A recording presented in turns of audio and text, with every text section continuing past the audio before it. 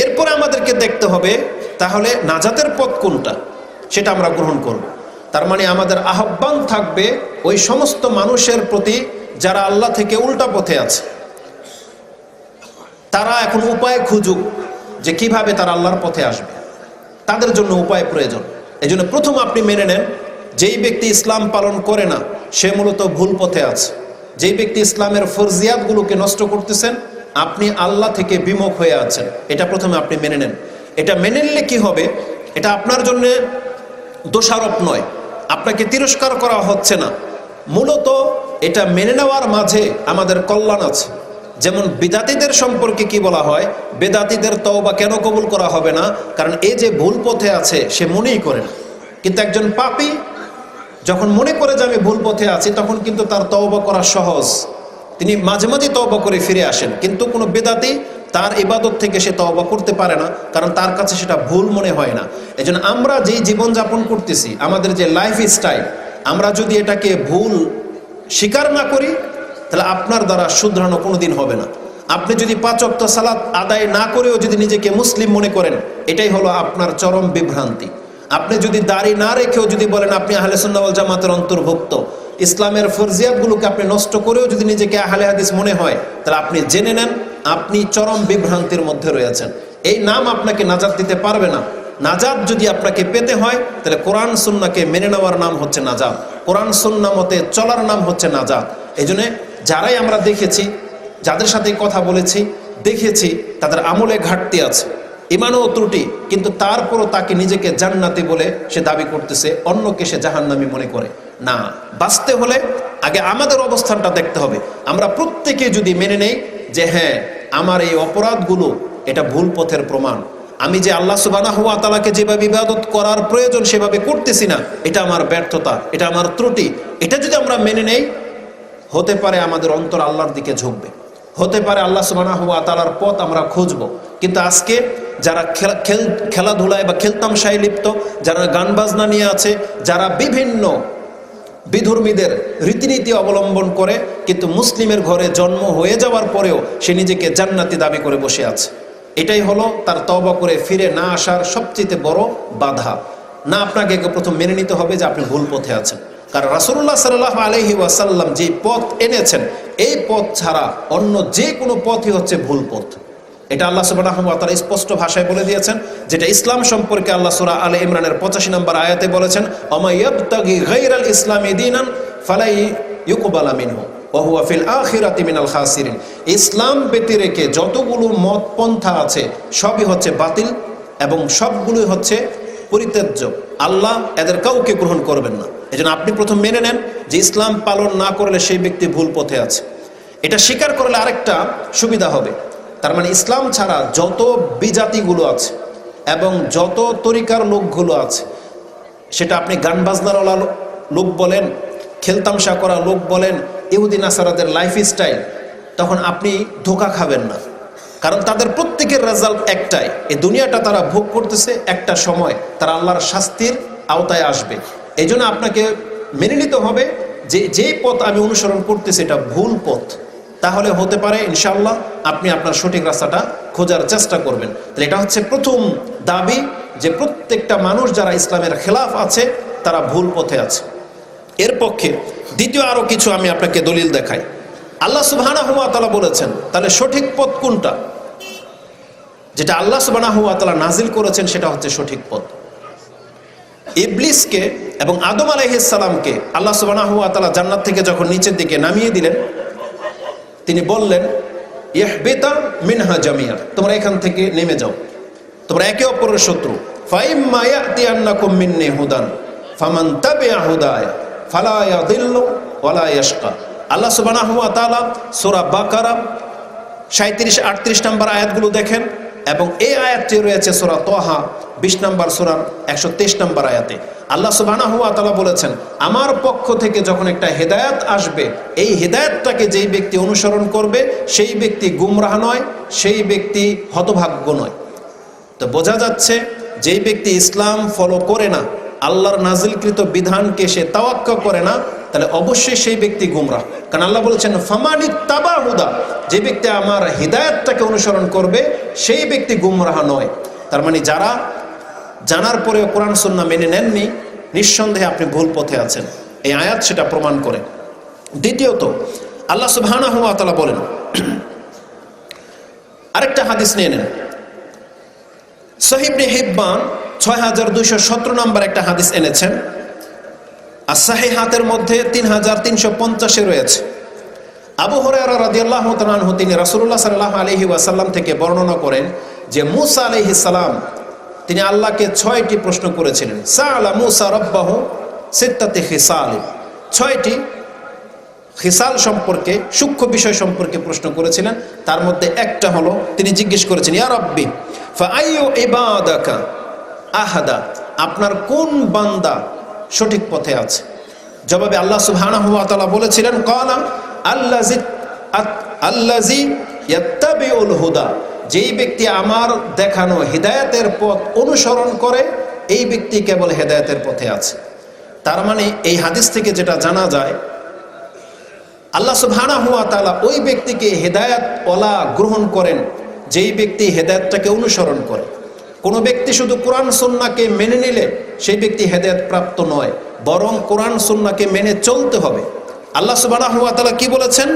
আল্লাযী ইয়াতবাউ, যেই ব্যক্তি হিদায়াতের অনুসরণ করে সেই ব্যক্তি হেদায়েতের উপরে আছে। তার মানে আপনি যদি বলেন কোরআন আল্লাহর কালাম, তার মানে আপনি হেদায়েত পেয়ে যান নাই, এটা একটা আপনার বিশ্বাস। কিন্তু এই কোরআন আল্লাহর কালাম, এটাকে আপনি যদি বাস্তবায়ন করেন, যেমন আল্লাহ বলেছেন ইকরা, তুমি পড়ো, তাহলে আপনি হেদায়েতের উপরে আছেন। আপনি যখন জানবেন যে ডান হাতে খাওয়া সুন্নাহ, এই আমলগুলো সুন্নাহ, কিন্তু নিজে করেন না, আপনার এই সুন্নাহ স্বীকার করাটা এটা হেদায়েতের বাণী নয়, বরং আপনি এটা মেনে চলাটা হচ্ছে সুন্নাহ, মেনে চলাটা হচ্ছে হিদায়াত। কারণ আল্লাহ সুবহানাহু ওয়া তাআলা কোরআনের মধ্যে বহু জায়গায় বলেছেন ইবাদত করাটা হলো সিরাতাল মুস্তাকিম। যেমন আল্লাহ সুবহানাহু ওয়া তাআলা সূরা ইয়াসিন ৩৬ নম্বর সূরার ৬১ নম্বর আয়াতে বলেছেন, ওয়ানি'বুদুনি হাযা সিরাতুম মুস্তাকিম, হ্যাঁ আমার ইবাদত করো, এটাই হচ্ছে সঠিক পথ। তার মানে যেই ব্যক্তি ইসলাম শুধু মেনে নিয়েছেন কিন্তু আমল করেন না, আপনি হিদায়াতের উপরে নাই, বরং আপনাকে ইসলাম মেনে চলতে হবে, এটা হলো হিদায়াতের পথ। এই জন্য সর্বপ্রথম আমাদেরকে যে জিনিসটা জানতে হবে যে ইসলাম ব্যতি রেখে আমরা যেই লাইফের উপরে আছি এটা মূলত ভুল পথ, ইসলাম হচ্ছে সঠিক পথ।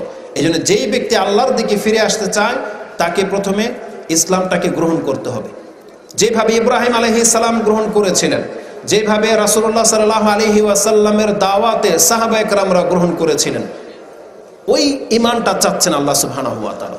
যখন ইব্রাহিম আলাইহিস সালামকে আল্লাহ বলেন ওয়াইযা ক্বালা লাহু রাব্বুহু আসলিম ক্বালা আসলামতু লিরাব্বিল আলামিন, যেটা আপনি সূরা বাকারার ১৩১ নম্বর আয়াতে পেয়ে যাবেন। তো ইব্রাহিম আলাইহিস সালামের ঘটনাগুলো আল্লাহ কোরআনে কেন নাজিল করেছেন? যে ইব্রাহিম আলাইহিস সালামকে যখনই বলা হয়েছে তুমি কি তোমার রবের কাছে আত্মসমর্পণ করছো, তখন তিনি বললেন আমি করে নিলাম। এবং আল্লাহ সুবহানাহু ওয়া তাআলা আমাদেরকে দেখিয়েছেন যে একজন ঈমানদার যখন আল্লাহর কাছে আত্মসমর্পণ করে তখন তার আমলটা কেমন হয়। ইব্রাহিম আলাইহিস সালামকে এমন কোনো পরীক্ষা করা হয়েছে যা তিনি উত্তীর্ণ হন নাই, আপনি দেখাতে পারবেন না। যখন আল্লাহ তাকে যেই রকম পরীক্ষা করেছেন প্রত্যেকটা পরীক্ষায় তিনি উন্নত হয়েছেন, পাশ করেছেন। আল্লাহ সুবহানাহু ওয়া তাআলা তাকে লম্বা সময় বিনা সন্তানে রেখেছেন, ৭০, ৮০, ৯০ বছর হয়ে গেছে তার সন্তান হয়নি, কিন্তু তিনি আল্লাহ থেকে মুখ ফিরাননি। আল্লাহ যখন তাকে সন্তান দিয়েছেন, সেই সন্তানকে বলা হয়েছিল মরুভূমিতে রেখে আসতে, তিনি দ্বিধা করেননি, রেখে আসলেন মরুভূমিতে। সন্তান যখন বড় হলো আল্লাহ তাকে আরো কঠিন পরীক্ষা করলেন, বলছে একে জবাহ করতে হবে। ইব্রাহিম আলাইহিস সালাম সেখানেও ক্ষান্ত হয়নি, তিনি প্রমাণ করে দিয়েছেন যে সত্যি সত্যি তিনি আল্লাহর কাছে আত্মসমর্পণ করেছিলেন। মুহাম্মদুর রাসূলুল্লাহ সাল্লাল্লাহু আলাইহি ওয়াসাল্লামের ঘটনা তো আপনি তাই পাবেন, কিন্তু তারা তো নবী এবং রাসূল, কিন্তু আমাদেরকে আমাদের মতো সাহাবায়ে কেরামদের আদর্শ দেখতে হবে। আপনি ভুলে গেছেন যে সাহাবায়ে কেরামরা আল্লাহর প্রতি ঈমান আনার পরে তাদের চরিত্রটা কেমন ছিল। যখনই আল্লাহর পক্ষ থেকে কোনো কিছু হালাল হারাম করা হয়েছে তারা সাথে সাথে মেনে নিয়েছেন, আমাদের মতো হিল্লা বাহানা করেননি। রাসূলুল্লাহ সাল্লাল্লাহু আলাইহি ওয়াসাল্লাম যখন ইসলাম এনেছেন ওই সময়টাতে তারা মদ পান করত। যখনই বলা হয়েছে হুররিমাতুল খামর, একজন সাহাবীর মুখে মদ ছিল, তার ঈমান তাকে সেটাকে গিলতে বাধা দিয়েছে, তার মুখ থেকে সাথে সাথে সেই মদটুকু ফেলে দিয়েছে, হাতের গ্লাস ঝরে গেছে, মটকাগুলো ঢেলে দেওয়া হয়েছে। কিন্তু আমাদের ঈমান কি? বছরকে বছর শুনতেছেন সিগারেট, বিড়ি, জর্দা এগুলো হারাম, কিন্তু আপনি বলতেছেন অভ্যাস হয়ে গেছে, ছাড়তে পারি না। বছরকে বছর শুনতেছেন দাড়ি রাখতেই হবে, টাকনার উপরে প্যান্ট তুলতেই হবে, 5 ওয়াক্ত সালাত ফরজ, পর্দা করা ফরজ, কিন্তু তাদের ঈমান কান দিয়ে শোনার সাথে সাথে জীবনের উপরে প্রভাব পড়ে গেছে। কিন্তু আমরা বছরকে বছর শুনতেছি, কিন্তু এখন পর্যন্ত আমরা সেটা গ্রহণ করার মতো মেজাজ তৈরি করতে পারিনি। তাহলে নিঃসন্দেহে দুই ঈমানের মধ্যে পার্থক্য আছে। আমাদেরকে আল্লাহ সুবহানাহু ওয়া তাআলা রাসূলুল্লাহ সাল্লাল্লাহু আলাইহি ওয়াসাল্লামের সাহাবা একরামদের মতো ঈমান আনতে বলেছেন, এবং এটাকে আল্লাহ সুবহানাহু ওয়া তাআলা একটা মূলনীতি করে দিয়েছেন। যখন দেখেছেন সাহাবা একরামরা আল্লাহর পক্ষ থেকে যা কিছু আদেশ করা হয় তাই মেনে চলেন, তখন আল্লাহ পুরো পৃথিবীবাসীর জন্য এটা একটা আইন করে দিয়েছেন, ওয়াইন আমানু বিমিসলি মা আমানতুম বিহি ফাকাদ ইহতাদা, যেটা আপনি সূরা বাকারার 37 নম্বর আয়াতে পেয়ে যাবেন। আল্লাহ সুবহানাহু ওয়া তাআলা বলেন, আজকে সাহাবা একরাম এবং হে নবী আপনি যেভাবে আল্লাহর প্রতি ঈমান এনেছেন, যদি পুরো পৃথিবীবাসী আপনাদের অনুকরণ করে ঈমানের ক্ষেত্রে আপনাদের মতো ঈমান আনতে পারে, ফাকাদ ইহতাদাও, তাহলেই হেদায়েত পাবে, নয়তো নয়। আজকে আমরা কেন ইসলাম পাওয়ার পরেও বিমুখ? কারণ আমাদের এই ঈমানের মধ্যে ঘাটতি আছে। সাহাবা একরামদের ঈমানের মধ্যে কোনো ঘাটতি ছিল না। যখনই তাদেরকে যা কিছু আদেশ করা হয় তারা মেনে নিয়েছে। নামাজ অবস্থায় বলা হয়েছে কিবলা পরিবর্তন হয়ে গেছে, জিজ্ঞেস করার প্রয়োজন বোধ করেনি। রুকু অবস্থায় তারা ঘুরে গেছে। যেমন মদ ঢেলে দিয়েছে, যেমনটা বললাম, তারা ডুব গিলে দেখেনি। যখনই একজন সাহাবীর চুল বেশি লম্বা ছিল, টাকনার নিচে প্যান্ট ছিল, রাসূলুল্লাহ তাকে বলেছেন যদি সে চুলগুলো কেটে নিত, যদি তার প্যান্টটাকে ছোট করে নিত, এক মুহূর্ত দেরি করেনি, ঘরে গিয়েছে, কেচে দিয়ে চুল প্যান্ট কেটে চলে আসছে। এটা হচ্ছে ঈমান। তো এটাই হলো আল্লাহ সুবহানাহু ওয়া তাআলা দেখতে চেয়েছেন, যে আল্লাহমুখী হতে হলে এইরকম একটা মেজাজ তৈরি করতে হবে। ইব্রাহিম আলাইহিস সালাম তিনি বলেছিলেন, ইন্নী যাহিবুন ইলা রাব্বিহি সায়াহদিন, আমি আমার রবের দিকে চললাম, তিনি আমাকে রাস্তা দেখাবেন। তা আমাদেরকে ওই মুখী হতে হবে যে যখন আল্লাহ এবং তার রাসূলের পক্ষ থেকে আমাদেরকে ডাকা হয়েছে, আমাদেরকে তার সাড়া দিতে হবে। কারণ আল্লাহ সুবহানাহু ওয়া তাআলা বলেছেন, ইয়া আইয়ুহাল্লাযীনা আমানু ইযা দুউ ইলাল্লাহি ওয়া রাসূলিহি লিয়াহকুমা, যে আয়াতটা সূরা আনফাল আছে ওটা নিয়ে নেন। আল্লাহ সুবহানাহু ওয়া তাআলা বলেছেন, ইয়া আইয়ুহাল্লাযীনা আমানু ইস্তাজিবু লিল্লাহি ওয়া লিররাসূলি ইযা দাআকুম লিমা ইউহয়িকুম, আল্লাহ এবং তার রাসূলের পক্ষ থেকে যখন তোমাদেরকে ডাকা হয় সেই পক্ষে সাড়া দিয়ে দাও, এটাই হচ্ছে তোমার প্রকৃত জীবন। লিমা ইউহয়িকুম বলা হয়েছে, এটাই হচ্ছে প্রকৃত জীবন। তাহলে আমাদের অন্তর থেকে চাইতে হবে যে আমরা আল্লাহর পথে আসতে চাই, নিজের ইচ্ছা থাকতে হবে। যেমন আল্লাহ সুবহানাহু ওয়া তাআলা নিজে থেকে কোনো ব্যক্তিকে দাড়ি গজিয়ে দেবেন না, নিজে থেকে আপনাকে ফজরের সময় আল্লাহ সুবহানাহু ওয়া তাআলা ধাক্কা দিয়ে জাগিয়ে দেবেন না, বরং আল্লাহ সুবহানাহু ওয়া তাআলা বলেছেন, ইন্নাল্লাহা লা ইউগাইয়িরু মা বিকাউমিন হাত্তা ইউগাইয়িরু মা বিআনফুসিহিম। সূরা রাদ 13 নম্বর সূরার 11 নম্বর আয়াতে পেয়ে যাবেন যে আল্লাহ বলেছেন কোন জাতি যদি নিজের পরিবর্তন না চায় তাহলে আল্লাহ নিজে থেকে তার পরিবর্তন ঘটাবেন না। আল্লাহ সুবহানাহু ওয়া তাআলা শুধু আদেশ জারি করেছেন, পথ পন্থা বলে দিয়েছেন, কিন্তু আপনাকে আল্লাহ চাইলে বাধ্য করতে পারতেন, কিন্তু করবেন না। আল্লাহ বলেছেন তোমাকে জানিয়ে দেওয়া হয়েছে এটা আমার পথ, তুমি স্বেচ্ছায় এই পথে আসলে আসো, না হলে তোমার রেজাল্ট কিন্তু খুব পরিণতি খারাপ হবে।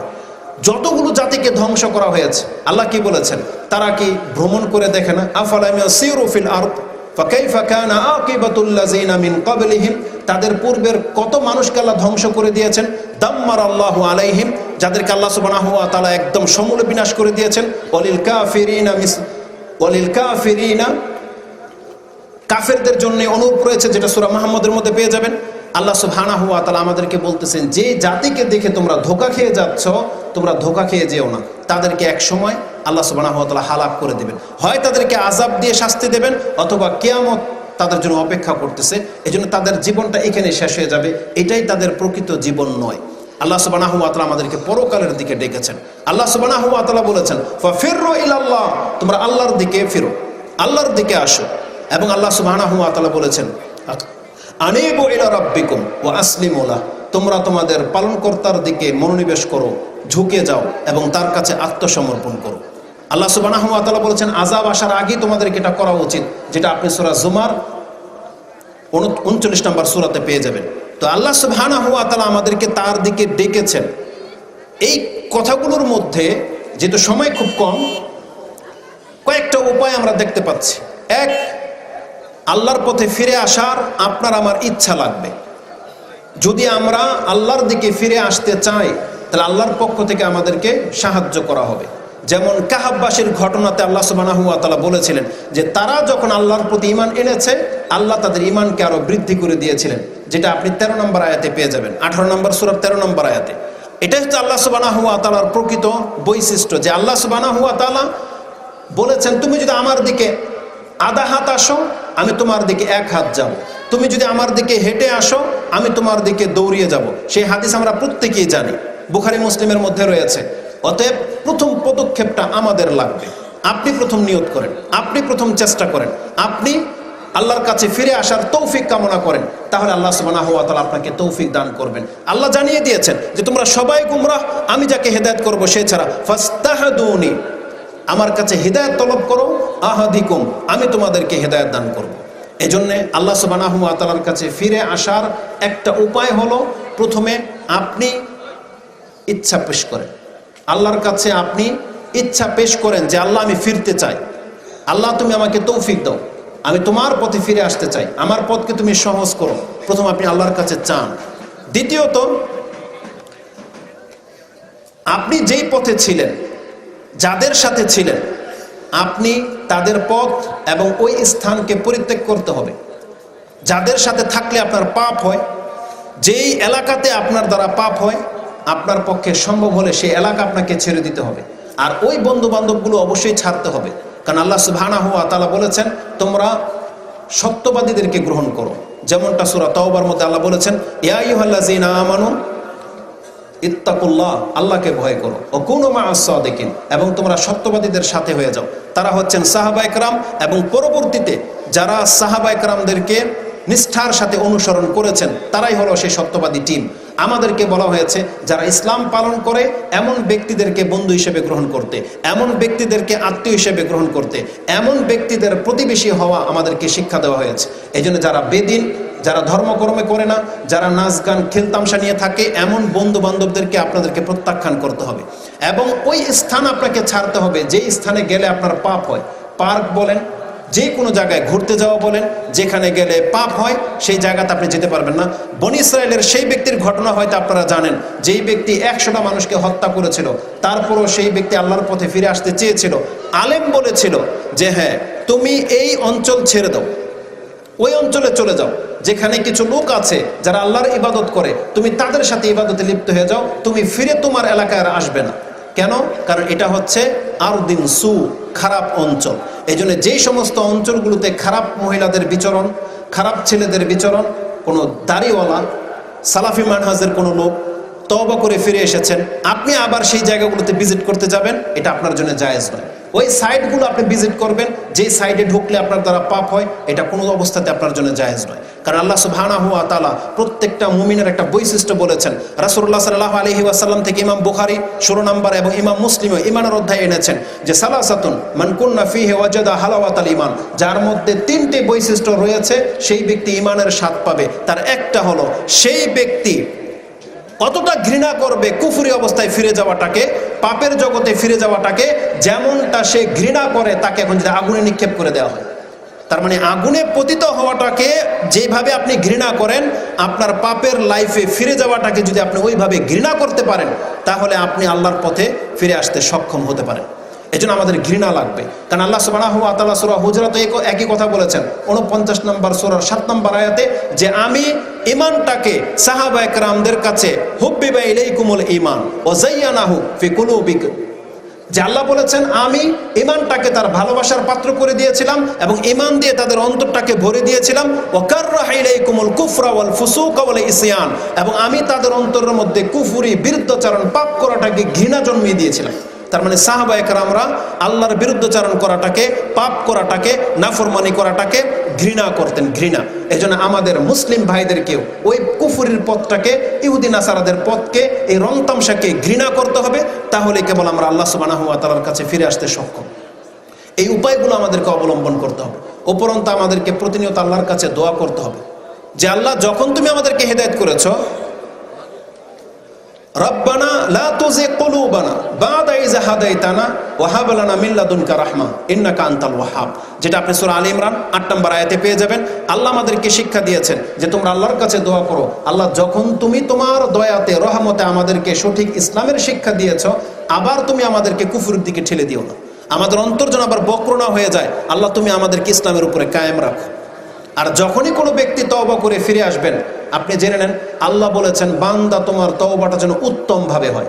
যেমনটা আল্লাহ সুবহানাহু ওয়া তাআলা 66 নম্বর সূরার 8 নম্বরে বলেছেন যে ইয়া আইয়ুহাল্লাযীনা আমানু তুবু ইলাল্লাহি তাওবাতুন নাসুহা, তোমরা আল্লাহর কাছে খালেস অন্তর থেকে আল্লাহর কাছে ফিরে আসো। আর এই খালেসভাবে তওবা করে ফিরে আসার মানেই হলো আপনি আর সেই পথে কোনোদিন পা বাড়াবেন না, তাহলে আল্লাহ সুবহানাহু ওয়া তাআলাকে আপনি সঠিকভাবে পেয়ে যেতে পারেন, তাহলে আল্লাহর পথে ফিরে আসাটা আপনার জন্য সহজ হবে। এছাড়া আরও বহু কিছু দিক রয়েছে, যেমন আল্লাহর পথে ফিরে আসাটাকে আমাদেরকে সাহায্য করবে যদি আমরা আল্লাহকে ভালোবাসতে পারি। আর যদি কোনো ব্যক্তি একথা দাবি করে যে আমি আল্লাহকে ভালোবাসি, তাহলে তার জন্য আল্লাহ বলেছেন প্রমাণস্বরূপ তোমাকে রাসূলের অনুসরণ করতে হবে, যেটা সূরা আলে ইমরানের 31, 32, 33 এই আয়াতগুলোতে পেয়ে যাবেন। আল্লাহ কি বলেছেন, ইন কুনতুম তুহিব্বুনাল্লাহ ফাত্তাবিউনি, যদি সত্যি সত্যি তোমরা আল্লাহকে ভালোবাসার দাবি করো তাহলে আমার অনুসরণ করো। রাসূলুল্লাহ সাল্লাল্লাহু আলাইহি ওয়াসাল্লামের অনুসরণের মাধ্যমেই আল্লাহর পথ পাওয়া সম্ভব, আল্লাহর পথে ফিরে আসা সম্ভব, আল্লাহর পথে টিকে থাকা সম্ভব।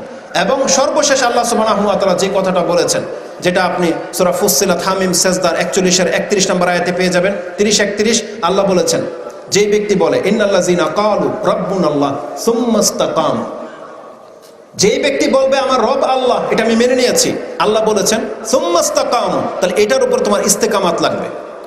যেমন আল্লাহ সুবহানাহু ওয়া তাআলা রাসূলকে বলেছেন ফাস্তাকিম কামা উমিরতা ওয়া মান তাবা মাক ওয়ালা তাতগাও, সূরা হুদের মধ্যে পেয়ে যাবেন। আল্লাহ সুবহানাহু ওয়া তাআলা বলছেন ফাস্তাকিম কামা উমিরতা, তোমাকে যেই আদেশ করা হয়েছে সেই আদেশ পালনে তুমি কায়েম হয়ে যাও। ওমান তাবা মাক, এবং আপনাকে যারা অনুসরণ করে তাদেরকেও বলেন এই আদেশ পালনে যেন তারা কায়েম থাকে। তা আল্লাহর পক্ষ থেকে আমাদেরকে আহ্বান করা হয়েছে আমরা যেন ইসলাম যারা বুঝতেছি শিখতেছি, আল্লাহ আমাদেরকে বলেছেন আমরা যেন ইসলামটাকে খুব শক্ত করে ধারণ করি। রাসূলুল্লাহ সাল্লাল্লাহু আলাইহি সাল্লামকে এক সাহাবী জিজ্ঞেস করেছেন, ইয়া রাসূল এমন একটা কথা বলেন যেটা আপনার ছাড়া আর কাউকে আমার জিজ্ঞেস করার প্রয়োজন হবে না। রাসূল সাল্লাম বলেছেন কুল, তুমি বলো আমানতু বিল্লাহ, আমি আল্লাহর প্রতি ঈমান এনেছি, ফাস্তাকিম, এবং তুমি এই কথার উপরে মরার আগ পর্যন্ত কায়েম হয়ে যাও। এটা ইমাম বুখারী এবং মুসলিম কোট করেছেন। এজন্য আল্লাহ সুবহানাহু ওয়া তাআলার কাছে আমরা দোয়া করি যে হেদায়েতের বাণী আল্লাহর পক্ষ থেকে আমাদেরকে গ্রহণ করার তৌফিক দেওয়া হয়েছে, যে সালাফি মানহাজের দাওয়াত কোরআন সুন্নাহর দাওয়াত আমাদের পর্যন্ত আল্লাহ পৌঁছে দিয়েছেন এবং আমাদেরকে গ্রহণ করার তৌফিক দিয়েছেন, মরার আগ পর্যন্ত যেন আমরা এর হক আদায় করে যেন মরতে পারি, বলেন আমিন। এবং আমরা যেন হক পথে থাকতে পারি, আমাদেরকে যেন আল্লাহ এমন সঙ্গী দান করেন এবং আমাদেরকে যেন এই পরিবেশ দান করেন, এই বাংলার জমিনে যেন আমরা ইসলামটাকে প্রতিষ্ঠিত করতে পারি, যাতে করে আর আমাদেরকে কুফরের দিকে ফেরার কোনো অপশন না থাকে। আল্লাহ তুমি আমাদেরকে শক্তি সামর্থ্য দান করো, এবং আমরা যারা তওবা করে ফিরে এসেছি আল্লাহ তুমি আমাদের তওবাকে কবুল করো, এবং মরার আগ পর্যন্ত আমাদেরকে ইসলামের উপরে কায়েম থাকার তৌফিক দান করো। আমিন ইয়া রাব্বাল আলামিন। সুবহানাকাল্লাহুম্মা রাব্বানা বিহামদিকা আশহাদু আল্লা ইলাহা ইল্লা আনতা আস্তাগফিরুকা ওয়া আতুবু ইলাইক। আসসালামু আলাইকুম ওয়া রাহমাতুল্লাহি ওয়া বারাকাতুহু।